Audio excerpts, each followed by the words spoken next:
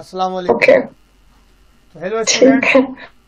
Noman Siddiqui here once again, and today we are going to discuss the very important topic as far as electrochemistry and electrolysis is concerned.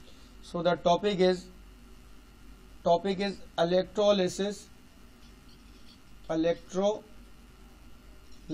or electrolysis of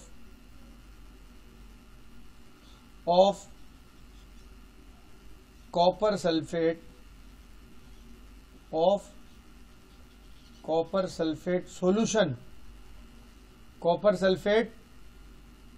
solution with inert electrode with inert electrode. And you know that inert electrode are those electrodes which cannot take part in chemical reaction. Inert electron made by carbon or graphite.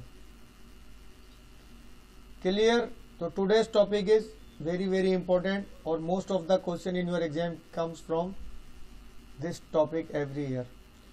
So topic is electrolysis of copper sulfate solution, aqueous. Of course, copper sulfate solution means aqueous with carbon electrode or graphite electrode. We can use platinum electrode as well, but they are very expensive, so that is why we do not use it. Usually we use graphite. Clear?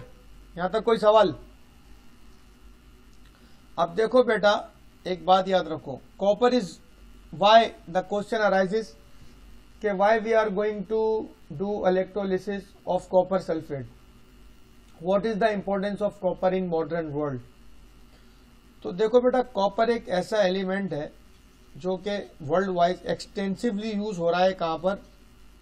Electrical wiring के लिए। किसके लिए? Electrical wiring के लिए we use copper. Electrical wiring at homes, industries, throughout. अब copper में से क्या खास बात है? इट सिंबल इज Cu, और हम जानते हैं it is a transition metal. Copper एक ट्रांजिशन मेटल है। हमें पता है transition metals are those metals which do not have a fixed variable state. इनकी जो ऑक्सीडेशन स्टेट होती है वो वेरिएबल होती है, वो एक अलग चैप्टर है, हम बाद में डिस्कस करेंगे। कॉपर ट्रांजिशन मेटल है, is use for electrical conduction, for electrical wiring as well. क्या रीजन है इसका? क्योंकि इसका जो मेल्टिंग पॉइंट है इज वेरी हाई, तो आसानी से ये सॉफ्ट नहीं होता और सर्किट ब्रेकअप नहीं करता। फिर कॉपर का जो ओर है copper sulphate, it's formula is CuSO4। Extensively through out the world ये हमें मिल जाता है in the form of mineral, तो अच्छी मिकदार में कॉपर मिल जाता है। सेकेंड थर्ड एडवांटेज कि कॉपर इज एक्सीलेंट कंडक्टर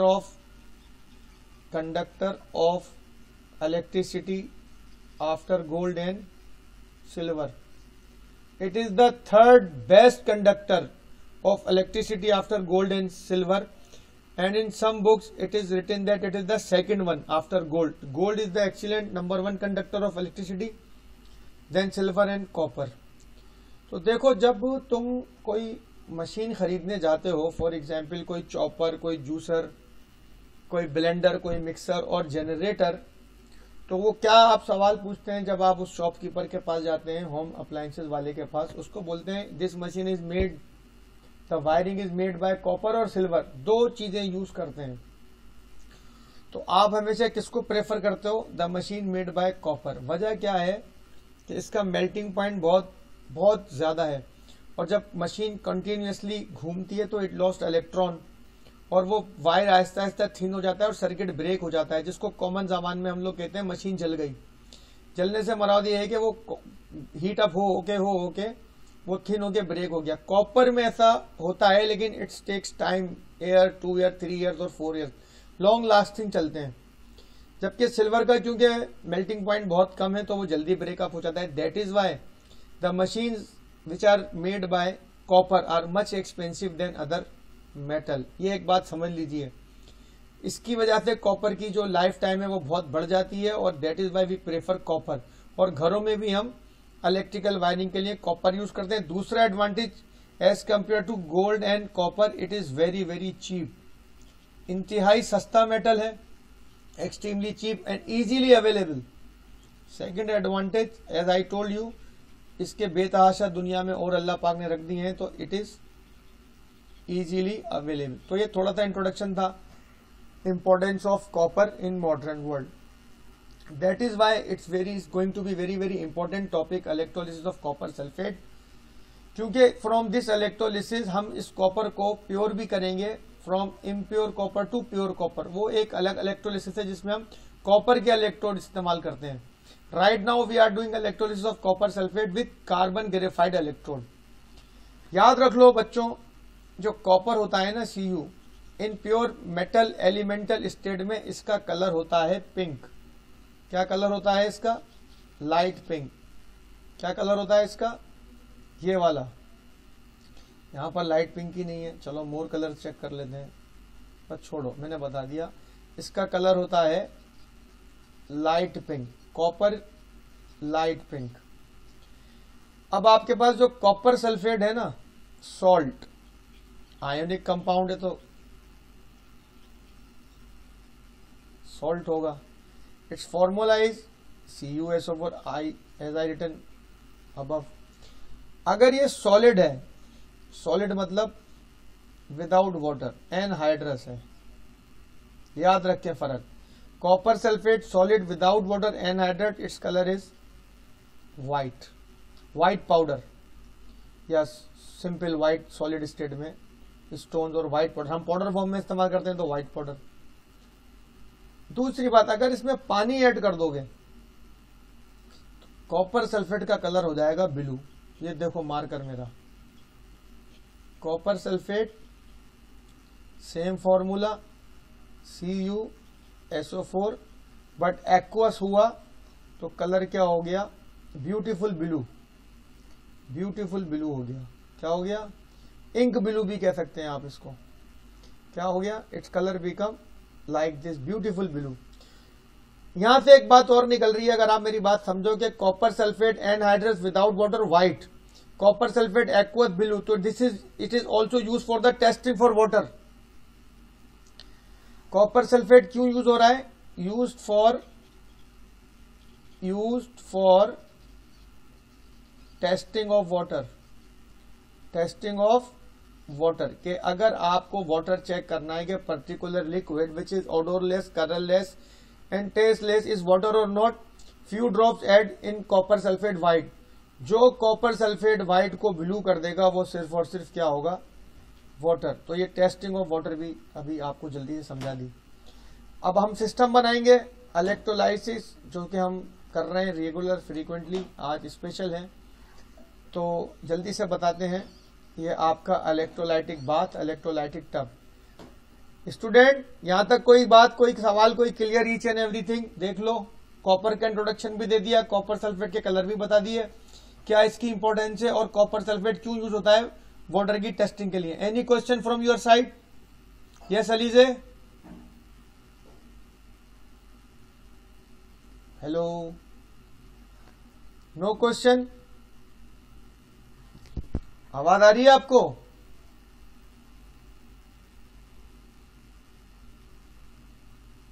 हैं? आवाज आ रही है बेटा? हेलो? चलो, तो this is your electrolyte, an aqueous solution of copper sulphate, an aqueous solution of copper sulphate. ठीक है बेटा? And this beaker is called now electrolytic bath और इलेक्ट्रोलाइटिक टब।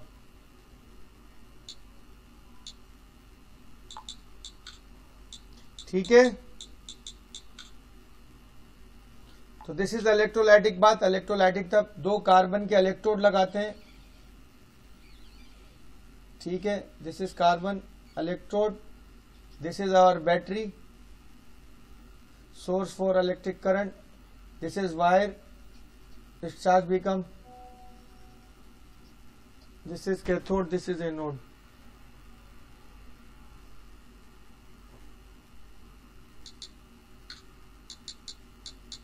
ठीक है बेटा?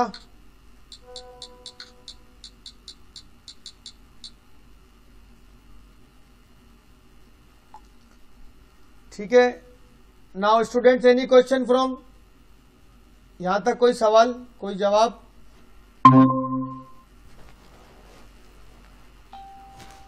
Hello,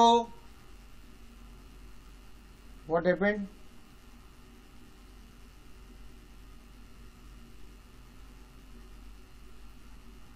If you want to ask any question, introduction of copper clear, why we are using copper worldwide, इसका copper sulphate का और ब्लू और white colour का concept clear, testing for water clear, any question if you want to ask to? No question, okay. तो this is battery source of electricity, now it's become positive electrode become anode made by carbon graphite, and this is cathode again made by carbon graphite. ठीक है बेटा, अब हमें देखना है how many ions are produce.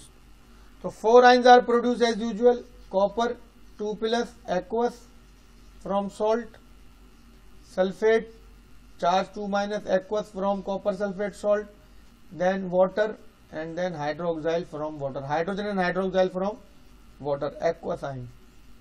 Clear? Inert electrode means they are not going to react in any kind of chemical reaction during electrolysis.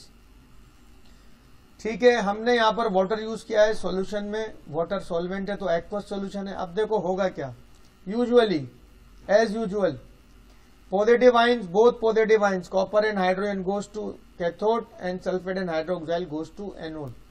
तो यहाँ पर सारा का सारा आपका H+ आयन आ जाएंगे, all H+ ion, all H+ ion and copper 2+ ion. अच्छा, हम थोड़ा सा कलर चेंज कर देते हैं।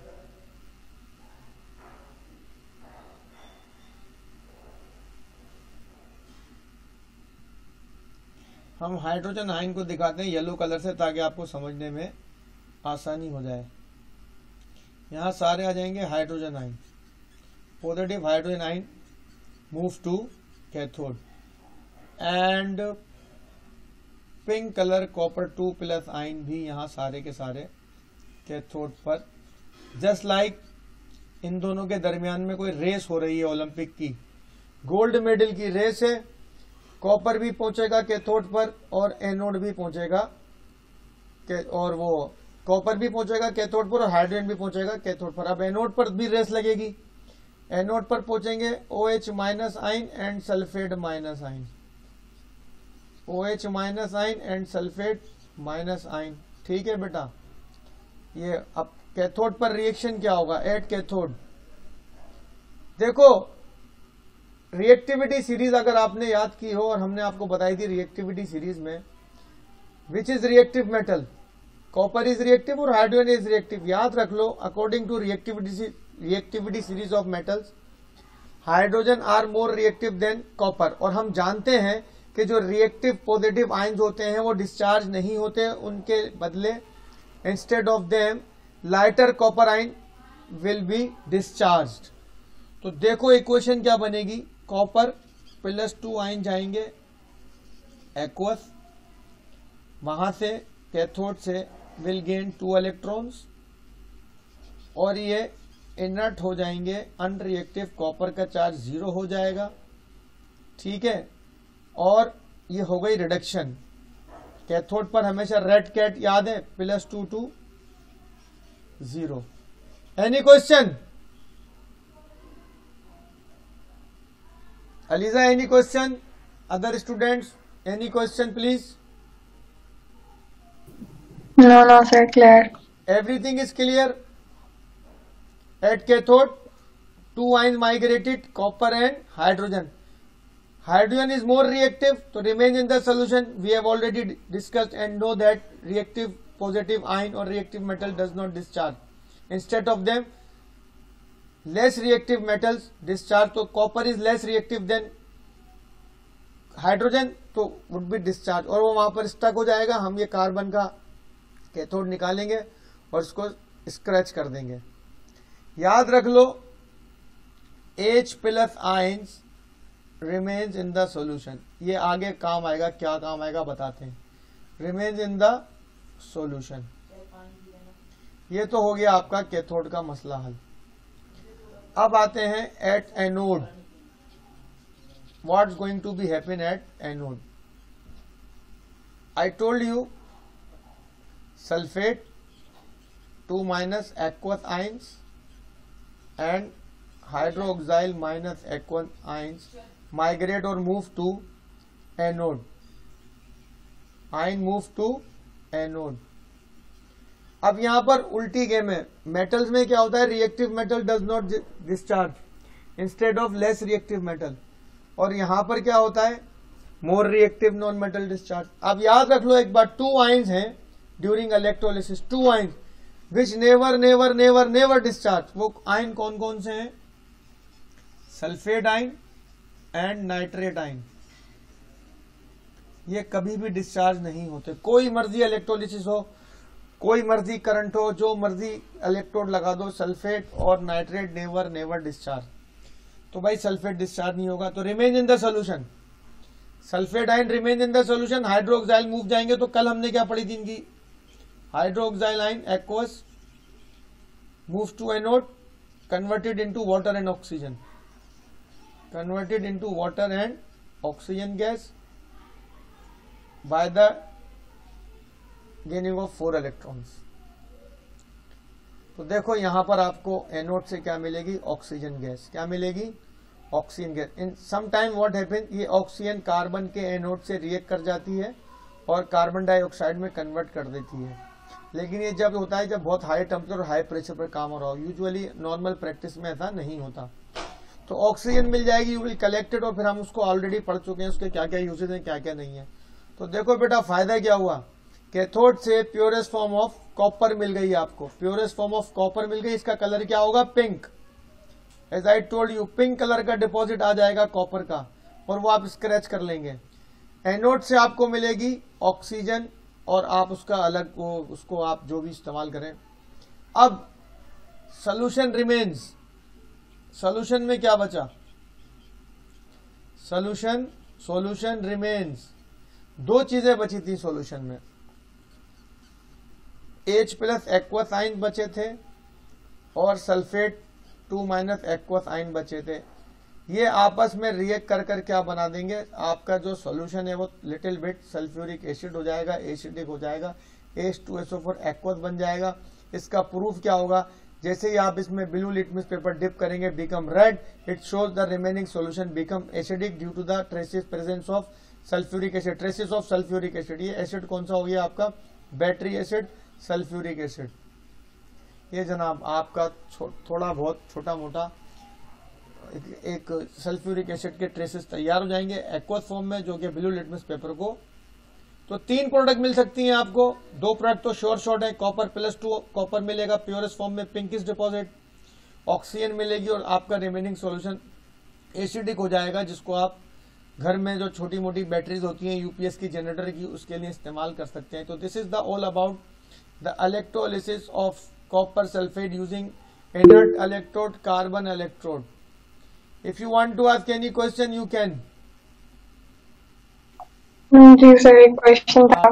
जी आपने कहा था सल्फर ऑक्साइड और नाइट्रोजन ऑक्साइड डिस्चार्ज नहीं होंगे. ये सल्फर ऑक्साइड नहीं है, they are called sulphate and nitrate ion. Okay. हाँ, ये आपने कहा था कि डिस्चार्ज नहीं होंगे. बिल्कुल ठीक है. क्यों नहीं होंगे, क्यों नहीं होंगे, देखो अभी मैंने बताया रेस हो रही है ओलंपिक की. एनोड पर कौन गया, हाइड्रोक्साइल आयन गया और सल्फेट आयन गया. सही है. यस्टरडे आई टोल्ड यू कि जब 2 नॉन मेटल जाते हैं, जो उसमें रिएक्टिव नॉन मेटल्स होता है ना, वो डिस्चार्ज होता है, लेस रिएक्टिव डिस्चार्ज नहीं होता. तो जब हाइड्रोक्साइल डिस्चार्ज हुआ एंड मेकिंग ऑक्सीजन, तो which is more reactive, hydroxyl ion is more reactive than sulphate ion. Are you getting my point. सही है. लेकिन अगर ये रेस होती बिटवीन क्लोरीन एंड हाइड्रोक्साइल, तो अब now chlorine is more reactive. कल देखा था वाटर की, जब हम सोडियम क्लोराइड के साथ कंसंट्रेटेड एक्वस सॉल्यूशन में क्लोरीन डिस्चार्ज हुआ था, hydroxyl remain in the solution, और सोडियम के साथ मिलकर उसने सोडियम हाइड्रोक्साइड तैयार किया था. यहां पर हाइड्रोक्साइल मोर रिएक्टिव हो गए सल्फेट से. क्यों रिएक्टिव हो गए, सल्फेट में सल्फर और ऑक्सीजन की बॉन्डिंग बहुत स्ट्रांग है, आराम से नहीं टूटती. सही है, क्लियर. तो जो ज्यादा रिएक्टिव होंगे वो रह जाएंगे. जी नहीं, नॉन मेटल है ना, नॉन मेटल में ज्यादा रिएक्टिव निकल जाते हैं, तो हाइड्रोक्सिल इज मोर रिएक्टिव हो गया, क्योंकि यहाँ पर Okay. बॉन्डिंग आराम से ब्रेक हो रही है। सल्फेट और नाइट्रेट में बॉन्डिंग इतनी जल्दी ब्रेक नहीं होती, स्ट्रॉन्ग मॉलिक्यूलर फोर्सेस है वहां पर। All the very good question. Anything else? Hello. तो एडवांटेज क्या हुआ इस इलेक्ट्रोलिसिस का कि एक बहुत ही चीप कॉपर सल्फेट के कंपाउंड है जो इतना महंगा नहीं होता, आपने एक बेहतरीन मेटल तैयार कर दिया कॉपर, जो अब आप उसको आइसोलेट करते रहेंगे और उससे वायरिंग वगैरह अपना जो है ना, जो भी आपको वायरिंग करनी है, मशीन बनानी है, इलेक्ट्रिकल इंस्ट्रूमेंट बनाने हैं, उसमें आप लोग यूज करेंगे। ठीक है बेटा? तो ये है सूरत हाल। जी बेटा बोलो, बोले बेटा। सर लास्ट टाइम जब हम लोग मतलब कर रहे थे इलेक्ट्रोलाइसिस, तो जी, जी। उसमें तो नॉर्मल आयंस बनते थे ना, यहाँ पर इनकी चार्जेस ज्यादा आ रही हैं तो बेटा और वो सल्फेट, मतलब अपना हाँ ओरिजिनल फॉर्म में आके रह जाते थे, अपने हाँ, मॉलिक्यूलर ओरिजिनल फॉर्म में। यहाँ पे वो ओरिजिनल मॉलिक्यूलर फॉर्म नहीं आ रहा। देखें यहाँ पर हमने पहले कहा था स्पेशल काइंड ऑफ इलेक्ट्रोलिसिस है, जहां पर हम वाटर के अंदर किसको डिसॉल्व कर रहे हैं? कॉपर सल्फेट को। अब कॉपर सल्फेट का अगर आप फॉर्मूला देखें तो third time I am going to write it's CuSO4। इसमें सल्फेट का चार्ज कितना होता है? हमेशा -2, और कॉपर कितना होता है? +2। तो जब ये ब्रेक होगा तो क्या देगा? वाटर में जब इसको ऐड करोगे तो आपको क्या मिलेगा? कॉपर 2+ आयन मिलेगा एक्वस, और प्लस सल्फेट 2- आयन मिलेगा एक्वस। ये आयन हो जाएंगे फ्री टू मूव। जब ये आयन फ्री टू मूव हो जाएंगे वाटर में, तो कौन सा सिस्टम बनाएंगे? Electrolytic conduction is going to be there. याद करो। आ रही है बात समझ में बेटा? ठीक है। इसके साथ साथ 2 आयन्स और तैयार होंगे, H+ एंड OH-। वाटर भी तो ब्रेक होगा, 4 ions. Copper and hydrogen goes to cathode, sulphate and hydroxyl goes to anode. समझ रहे हैं आप बात को? समझ रहे हो बेटा? जी जी। एनोड पर जाएंगे, हाइड्रोजन वहीं पर रहेगा, हाइड्रोजन वहीं पर रहेगा, कॉपर डिस्चार्ज हो जाएगा। सल्फेट वहीं पर रहेगा, हाइड्रोक्साइड डिस्चार्ज होगा to give oxygen gas. Remaining ions आपस में रिएक्ट कर कर क्या बना लेंगे? Sulphuric acid. आ गई बात समझ में? जी सर। लास्ट टाइम जितनी भी इलेक्ट्रोलिसिस की, देखो जब हमने वाटर में सोडियम क्लोराइड ऐड किया तो 2 टाइप ऑफ सॉल्यूशन बनते हैं। 2 types of solution are made. 2 types of solution, concentrated and diluted. Cathode पर कोई फर्क आया था? In both cases either you are doing electrolysis of concentrated solution और diluted. At cathode hydrogen gas is given off, isn't it? But the Yes. major difference happens at anode. In the electrolysis of concentrated solution, from anode chlorine gas is discharged. pale yellow color की chlorine आती है. But in diluted solution, instead of chlorine, we will have from anode oxygen gas from hydroxyl.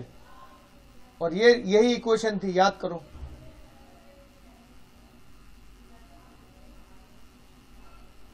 याद आई बेटा? जी जी।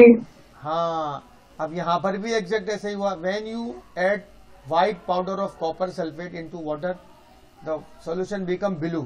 Solution become blue. 4 ions are produced. और बाकी ये मैंने आपको सारा समझा दिया है. ठीक है? ठीक है। ग्रुप 1 में इन सबकी ऑक्सीडेशन नंबर और valency, there is a little bit difference between valency and oxidation number. वो फिक्स होती है +1 because they always lose 1 electron. उसके अलावा ये रिएक्ट कर ही नहीं सकते without losing 1 electron. Similarly the charge of group 2 metals is +2, constant होता है. ग्रुप 3 +3. ये 3 ग्रुप के टिपिकल मेटल्स कहलाते हैं. ये टिपिकल मेटल्स और रिप्रेजेंटेटिव मेटल. फिर सेंट्रल ब्लॉकेज में सारे के सारे मेटल्स हैं, जो कौन से मेटल्स हैं, ट्रांजिशन मेटल्स। कौन से? अब ये क्या होते हैं, इनकी वैलेंसी या ऑक्सीडेशन नंबर फिक्स नहीं होता। देखो हम कॉपर की बात कर रहे हैं तो कॉपर से ही समझाता हूं। 2 kinds of copper oxides exist in nature. अब देखो यहां पर what is the difference. In both compound oxygen is present, 1 oxygen atom in the first case and 1 oxygen atom also in the second case. The charge is same, -2 -2। तो अगर यहां पर oxygen का charge 1 oxygen atom का charge -2 है तो copper का कितना हो गया, +2। तो the name of this compound is copper 2 oxide. Copper 2 oxide, copper 2 oxide. क्यों? द चार्ज दिस आई नहीं है, 2 है, shows the oxidation state of copper is +2। But look here, in the second case Cu2O, the charge of oxygen atom is -2। तो so charge of 2 copper is +2। अगर 2 copper का charge +2 है तो charge of 1 copper is +1। तो it's name is copper 1 oxide. और हमेशा oxidation number को Roman numeral में शो करते हैं। तो same element in 2 different compound show various और different oxidation number, that is why it is transition metal। Clear? Clear. Any question, anything else? Yes, there was this other question कि last classes में आपने पढ़ाया था कि 2 तरह के solutions होते हैं और क्या कहते हैं इलेक्ट्रोलाइसिस के एक डाइल्यूटेड। हाँ, अब मैं आपका सवाल रिपीट कर दूं अपने स्टूडेंट्स के लिए जो ऑनलाइन ये वीडियो देखेंगे। आपका क्वेश्चन ये है कि जब सर हमने सोडियम क्लोराइड कॉन्सेंट्रेटेड की इलेक्ट्रोलिसिस की थी और सोडियम क्लोराइड डाइल्यूटेड की थी, तो कैथोड से दोनों सूरतों में हाइड्रोजन निकला था, सोडियम डिस्चार्ज नहीं होता। यहां पर कॉपर क्यों डिस्चार्ज हो गया? ये भी तो मेटल है। यही सवाल है आपका? जी जी। देखो बेटा, कॉपर इज नॉट एक्सट्रीमली और वेरी रिएक्टिव मेटल। जब हम रिएक्टिविटी सीरीज ऑफ मेटल्स की पढ़ते हैं ना, तो इसकी रिएक्टिविटी तो हाइड्रोजन से भी नीचे है। ऑलमोस्ट इसकी रिएक्टिविटी या तो हाइड्रोजन के बराबर है या हाइड्रोजन से नीचे। It is less reactive than hydrogen. इसीलिए दोनों सूरतों में जब आप कॉपर सल्फेट की इलेक्ट्रोलिसिस करोगे एक्वस मीडियम में, तो हाइड्रोजन निकलेगी और ये वहीं पड़ा रहेगा। सॉरी, उल्टा बोल दिया मैंने। कॉपर डिस्चार्ज होगा, हाइड्रोजन वहीं पड़ी रहेगी। Reactive positive metallic condition discharge नहीं होते, तो कॉपर इज लेस रिएक्टिव। अच्छा, सोडियम और हाइड्रोजन को कंपेयर करो तो सोडियम इज मोर रिएक्टिव, तो वो सॉल्यूशन में पड़ा रहेगा, हाइड्रोजन निकली थी। But in this particular case hydrogen is more reactive, तो वो सॉल्यूशन में पड़ी रहेगी। कॉपर डिस्चार्ज हो गया पिंक कलर का। तो आपने एक बहुत चीप मटेरियल कॉपर सल्फेट से एक बहुत ही महंगा मेटल निकाल लिया, सही है, और एनोड से आपको एज यूजुअल ऑक्सीजन मिल गई। रिमेनिंग सोल्यूशन में क्या बचा? हाइड्रोजन और सल्फेट। उन्होंने रिएक्ट करके एक सल्फ्यूरिक एसिड का सॉल्यूशन बना लिया। तो अब आपको आगे रिएक्टिविटी मेटल्स याद करनी पड़ेगी, reactivity series of metals. Please stop calling me a cute zebra, I like to call something good in the lab. Now you are thinking sir Noman Siddiqui को क्या हो गया, पता नहीं क्या बोल रहे हैं। Please stop calling me a cute zebra, I like to call something good in the lab. इसमें मेटल छुपे हुए हैं। Please for potassium, stop for sodium, calling for calcium, magnesium. ये रिएक्टिविटी सीरीज है जो आप याद करेंगे और आपको पता लग जाएगा कौन से मेटल डिस्चार्ज होते हैं, कौन से मेटल डिस्चार्ज नहीं होते। और जब वो मेटल डिस्चार्ज नहीं होते तो उनके बदले हाइड्रोजन निकल जाती है। क्लियर बेटा? तो this is all about today's lecture about electrolysis of copper sulphate in aqueous medium but with graphite electrode, most important. And tomorrow we will discuss same electrolysis but totally change. Graphite के बदले हम copper electrode use करेंगे। क्या use करेंगे? Reactive electrode. Graphite inert, inert mean unreactive, वहां पर हम copper use करेंगे, रिएक्टिव इलेक्ट्रोड। तो आज के लिए इतना काफी है। जी जी, ठीक है बेटा, इंशाल्लाह कल मिलते हैं। अल्लाह हाफिज, tata, bye bye, good bye.